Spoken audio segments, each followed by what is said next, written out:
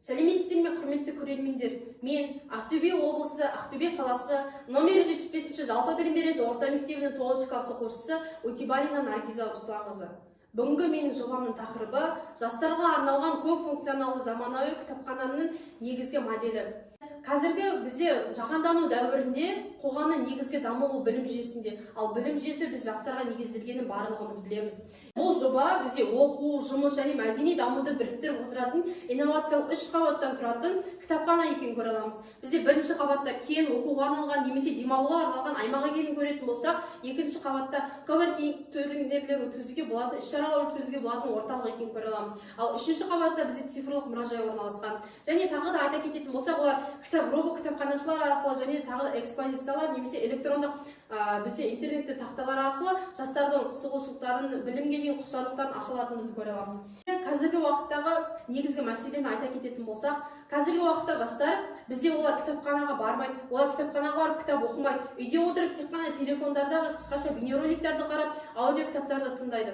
Ал бізде соның кесірінен қазіргі дәстүрлі кітапханалардың жартысынан көбісі тек қана кітап сақтайтын қойма ретінде тұр. Ал бізде осы жобаның негізгі мақсаты тек қана сол дәстүрлі кітапханаларды кітап сақтайтын қойма ретінде емес, жастардың қажеттіліктерін толықтыратын, олардың қолайлықтарын қамтамасыз ететін және олардың құштарлықтарын білімге одан сайын ашатын орталық ретінде көрсету.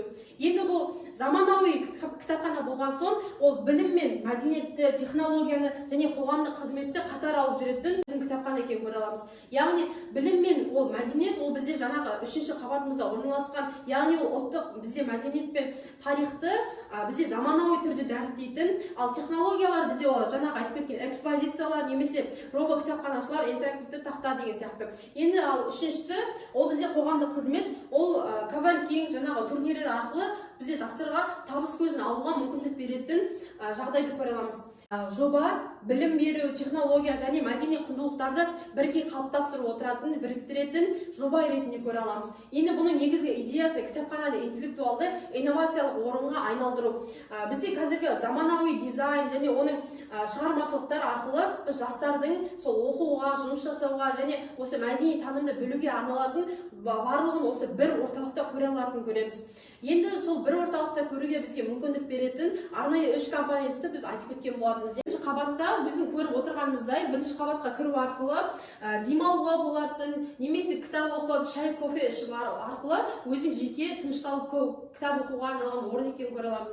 Ал немесе ана жақта үлкен үстелдер орналасқан, яғни оларға сен өзіңнің достарыңмен келіп кітап оқуға да мүмкіндік бар екенін көре аламыз. Енді екінші қабатқа көз жүгіртетін болсақ, екінші қабатта біз осы мына жақта отырып қарайтын болсақ, бұл жақта коворкингтер мен тренингтерді өткізуге болатын, іс-шараларды өткізуге болатын орталықты көре аламыз. Бұл жақта өте үлкен орналасқан және осы жақтан табыс көзін таба алуға да мүмкіндік бар екенін білеміз. Енді үшінші қабатқа көз салатын болсақ, бұл жақта бізде мұражай, яғни бұл үшінші қабатта орналасқан. Біз осы мұражайда біздің ұлттық мәдениетімізді, біздің тарихымызды жастарға қазір заманауи түрде дәріптей алатынымызды көре аламыз.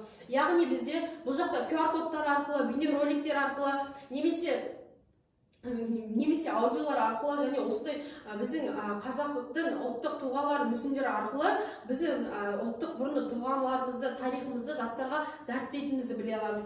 Енді біз бірінші және екінші қабаттардағы қасында бізде балкондар бар екенін көріп тұрып, бұл балкондар арқылы біз далада демалып отыруға, немесе жаңағы кофемізді алып, сыртта кітап оқып отыруға, тыныштықта кітап, таза ауада кітап оқып отыруға мүмкіндік береді. Дәл сол сияқты бізде бұл жақта отыруға арналған орындық бар. Осы орындық арқылы да отырып, таза ауада демалуға мүмкіндік бар екенін көреміз.